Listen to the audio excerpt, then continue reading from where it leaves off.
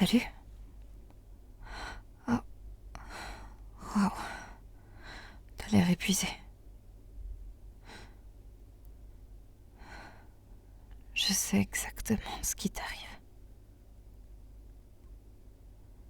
Je sais reconnaître quelqu'un qui vient de vivre un effondrement.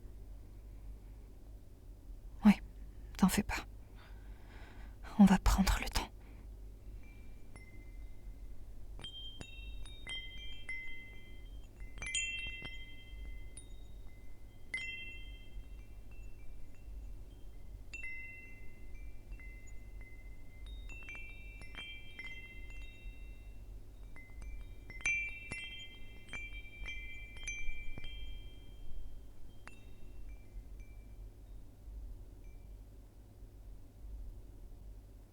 Viens par là. On n'est pas obligé de parler, tu sais. Super. Je veux que tu le saches parce que c'est super important que tu respectes tes propres limites. Bien sûr. C'est même primordial. T'es bien installé ? Je peux vérifier au niveau de la lumière si tu veux. On peut aller dans un endroit plus sombre. Mais il me semblait que t'appréciais cet endroit-là. Je t'ai vu venir à plusieurs reprises quand t'étais dans ces états. Je sais que c'est pas toujours nécessaire que j'intervienne, parfois simplement que je te mette en sécurité. Mais j'ai fini par en déduire que cet endroit était approprié. C'est très calme à cette heure-ci. Il n'y a pas trop de luminosité.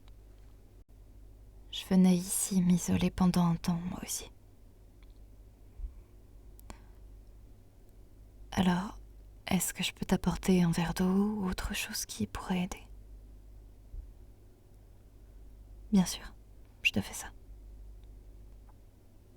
Prends tout l'espace dont tu auras besoin. Autant que nécessaire. Tu seras jamais jugé pour ça ici. Je te le promets. Ok.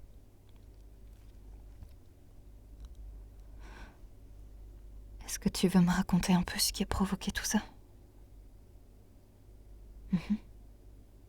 Bien sûr. D'accord. Très bien. Je vois. Donc c'était plutôt la goutte d'eau qui a fait déborder le vase, c'est ça ? Oui.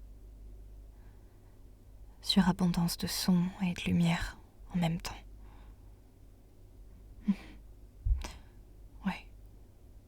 Je vois. Et il y avait aussi ces gens qui t'ont dit ce qu'ils pensaient de toi.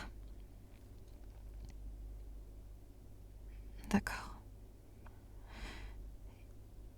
Ils ont dit toutes ces choses. Je suis désolée. Je suis sincèrement désolée. Personne ne devrait avoir à entendre ces choses-là. Surtout avec les difficultés auxquelles tu dois faire face. J'en ai bien conscience. Je suis passée par là, moi aussi. Dans un monde où on est tous différents, on va te répéter sans cesse que c'est une différence de plus, que tu peux faire des efforts, qu'il y aura toujours quelque chose que tu pourras maîtriser et qui sera de ton ressort. La vérité, c'est qu'on est biologiquement câblés différemment. On n'a pas le même cerveau. On ne fonctionne pas pareil. Et c'est comme ça. Et ça fait pas de nous des êtres meilleurs ou moins bien spécifiquement pour ça. Ça fait simplement de toi quelqu'un de différent de ce qu'on considère comme la norme. Je sais bien.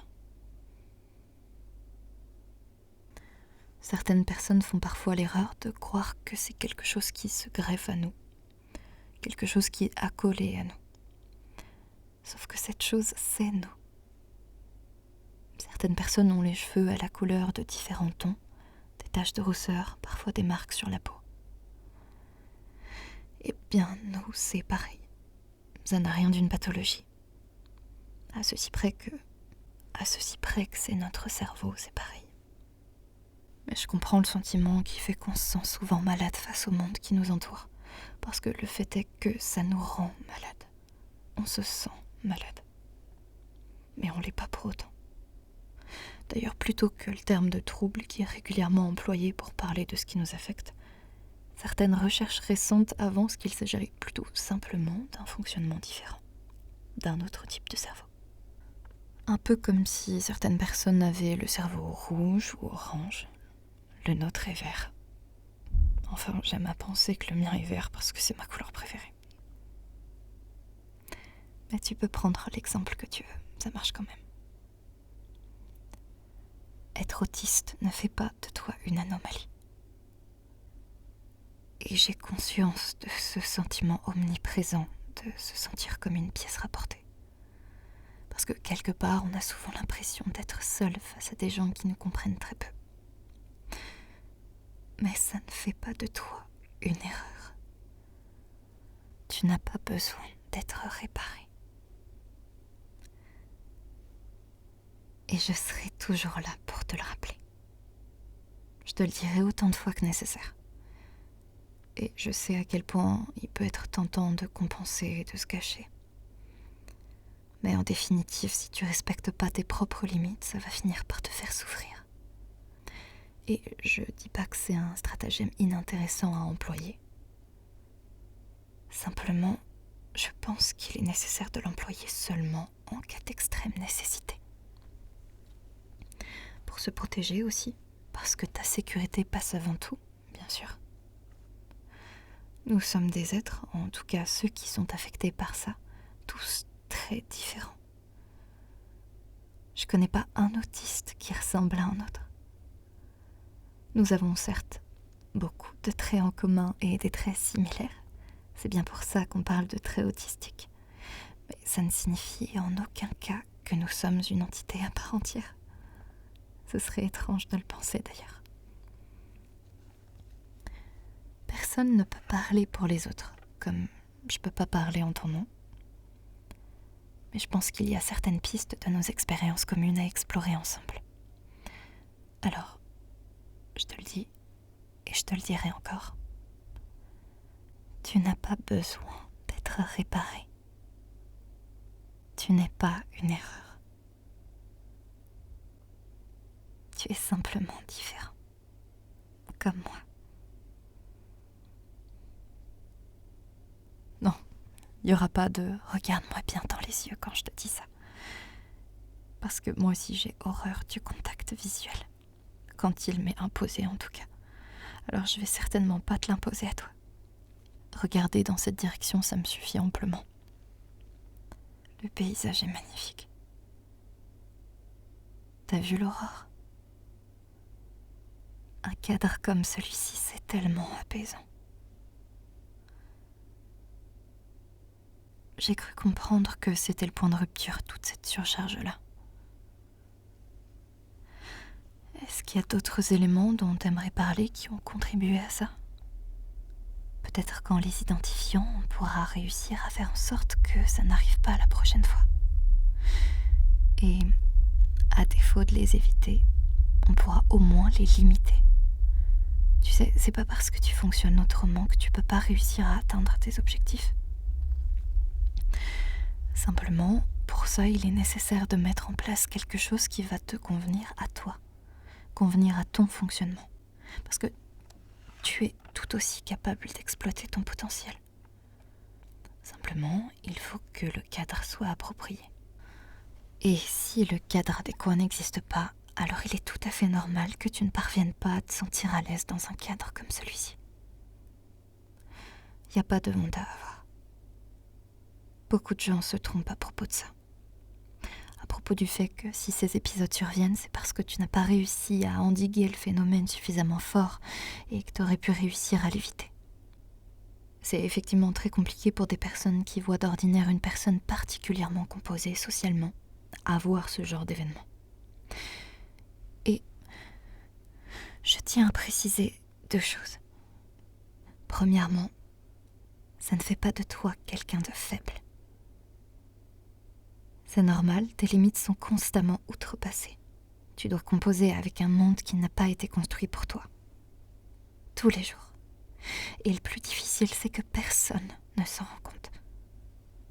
La double peine, c'est qu'en voyant les efforts que tu es capable de fournir, si le masque que tu utilises flanche, alors on va te reprocher qu'il n'est pas assez. Puisqu'on a vu ta capacité, on va te dire que tu aurais pu faire mieux, comme d'habitude. Sauf que tout ça, c'est maintenu au prix d'un effort incommensurable, que les autres ne peuvent généralement pas envisager. C'est pas de ta faute. Je veux que tu saches que, même si nous avons bien conscience que le monde actuel n'est pas propice à notre épanouissement, c'est petit à petit, en éduquant les gens, qu'on parviendra à obtenir quelque chose de mieux. Un monde meilleur pour tous. Un monde où peut-être qu'éventuellement personne n'aura à se cacher. Deuxièmement, quand cette surcharge prend le dessus, que tu as l'impression qu'on te grille les neurones ou de ressentir un brasier qui te dévore de l'intérieur, bien sûr que tu restes responsable de tes actes. Évidemment. Mais comme son nom l'indique, il s'agit d'une surcharge cognitive. Il est donc nécessaire, pour réguler, que ton corps, d'une manière ou d'une autre, puisse l'expulser. Et parfois, il est très difficile d'expliquer à des personnes qui nous voient de manière normalement composée que cette manière de l'expulser repose parfois sur des actes de violence envers soi-même. Chacun d'entre nous est très différent à ce niveau. Chacun d'entre nous fait ainsi comme il peut. Ce ne sont pas les actes de décharge de la surcharge qui sont involontaires. C'est la surcharge en elle-même qui l'est. Et je sais que tu fais bien comme tu peux. Ne te blâme pas d'essayer de gérer quelque chose d'ingérable lorsque tu as l'impression que ton système nerveux entier est attaqué. Ce que moi je peux faire en revanche, et ce que les autres autour, s'ils souhaitent aider, peuvent faire également, c'est en discuter avec toi en amont pour connaître les moyens qui pourraient éventuellement t'aider dans une telle situation. Je resterai toujours à l'écoute si tu souhaites m'en faire part, bien sûr. Je sais à quel point c'est difficile. Cette difficulté que tu sais si bien cacher, cette souffrance que tu caches en permanence. Il est temps que tu cesses de la porter seule. Pour ce faire, il existe bien des manières d'être accompagné, mais jamais pour te changer. Et j'entends par là de ne pas changer ton fonctionnement interne. En tant qu'humain, on peut apprendre énormément de choses. Nous pouvons apprendre à communiquer, à avoir des habiletés sociales, et j'entends par là de pouvoir, de manière générale, entretenir des relations saines avec les autres. Comme toute chose, si on t'a fait du mal pour qui tu es, tu n'es pas responsable du mal que l'on t'a fait pour ce que tu es. Ta responsabilité se trouve dans tes actes. Aux yeux de beaucoup de gens, nous avons l'air insaisissables, un peu étranges. Alors on se permet de nous traiter avec hostilité. Ça aussi, ça ne devrait pas t'arriver. C'est quelque chose qui peut être profondément handicapant et j'en ai bien conscience. Encore plus lorsque le monde qui nous entoure définit que seulement ce qui est visible est handicapant. Si tu ne le savais pas déjà, 80% des handicaps sont invisibles. Ça ne signifie pas qu'ils existent moins pour autant. Moi aussi, j'ai parfois la sensation d'être enfermée derrière une vitre. Une vitre que je ne peux pas briser de part en part. Mais je te promets que certaines personnes en ce monde, peu importe qu'elles soient comme toi ou moi, peuvent toujours s'en approcher.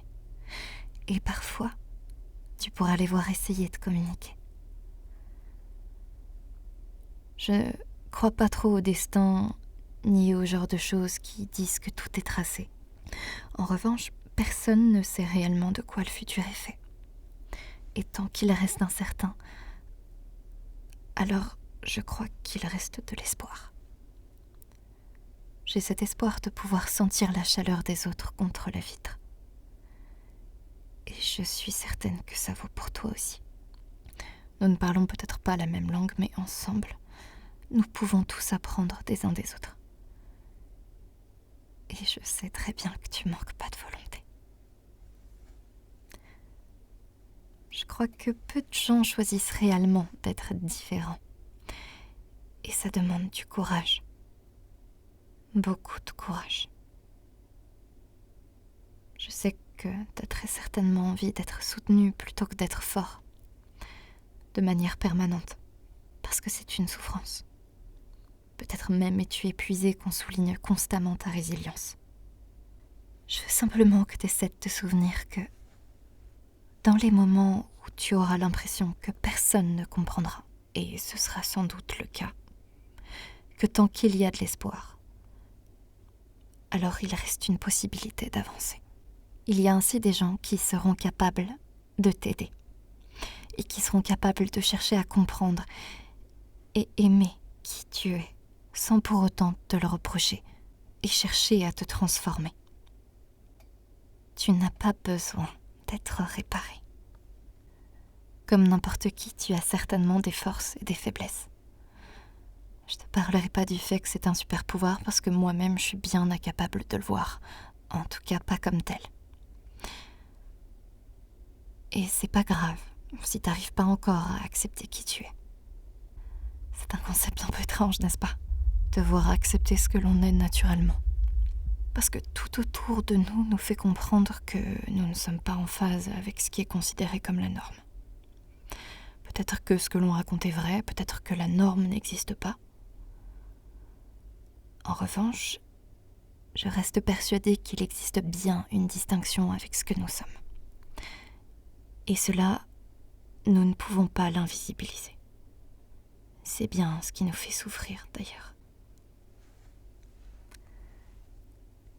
Alors, est-ce que tu as un peu réfléchi à ce qui pourrait t'aider? Certains d'entre nous aiment bien être compressés. Si, je te jure. Nous avons certes beaucoup de choses à apprendre encore ensemble. Et beaucoup sont d'avis que ça ne nous définit pas. Je répondrai à ça, si ça peut te mettre un peu de baume au cœur, que si ça ne définit pas la personne que nous sommes dans son intégralité, comme la couleur de nos yeux ou nos goûts ne nous définissent pas entièrement, le fait d'être autiste définit cependant certaines de nos limites. Et il est important de les respecter. Bien sûr, tu peux tout à fait choisir de t'entraîner à repousser ces limites pour aller plus loin ou pour en apprendre davantage, mais personne ne devrait te reprocher de prendre soin de ta santé. Je connais ta résilience. Et je sais déjà que tu sais aussi bien que moi que nous sommes tous obligés de faire des choses que nous n'aimons pas. Car c'est ainsi que la vie est. Mais je sais aussi que personne ne mérite de souffrir pour qui il est. Et si jamais tu l'oublies, je serai toujours là pour te le rappeler. Je suis comme toi. Et je te vois.